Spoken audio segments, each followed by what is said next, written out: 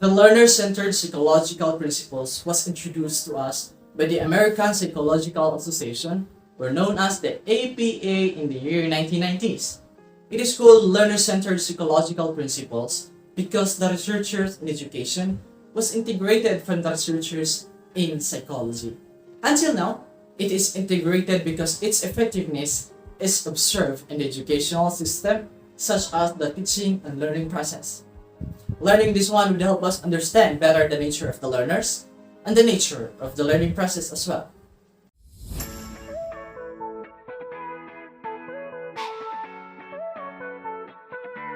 Hello there everyone, I am Carl Jacinadra, and for today's speech, I'll be advocating for the 14 learning principles that teachers should be expected to follow in both teaching and learning. We as an educator or a prospective teachers, the facilitator of the classroom, we must ensure that the classroom is focused on the development and learning of the students. We should not merely educate without knowing if the desired outcome has been achieved. Consequently, we must ensure that our teaching technique is effective. Let's go right to the point about the importance of these learning principles. It stresses the learners and learning's active and reflective natures. It provides, develops, and incorporates numerous teachings, methodologies, and design required in the pedagogy. It interacts holistically with learners in real-world learning scenarios. By following these principles, teachers may help their students understand, accept, trust, and develop themselves. The 14 learning principles are organized into 4 areas that influence learning and learners: cognitive and metacognitive factors, motivational and affective factors, developmental and social factors, and individual differences factors. By the way, why are these principles crucial to know, especially for us teachers and or potential educators? As a prospective educator, it is critical that we understand what we are doing and that we be guided so that our vision is clear and not hazy. Our primary focus should be on our students, and we must remember that each student is unique and special in their own way.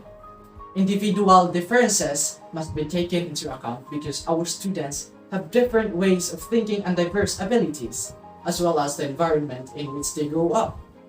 Therefore, we teachers must know how to deal with our students.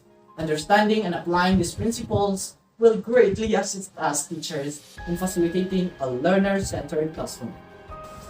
Finally, why are these learning principles important to use and practice in the classroom? Because we need to create and maintain a learner-centered classroom, and our teaching should primarily focus on our students' learning through the application of these learning principles.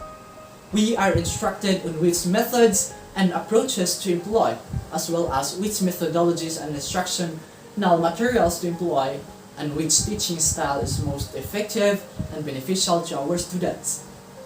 Teachers play a critical and vital role in the lives of students, so we must do everything we can to assist them in the learning as effectively as possible. As a result, we should use these learning principles to provide better learning experiences for our students, equipping them with the skills they need to deal with the challenges not only in the classroom but also in the real world.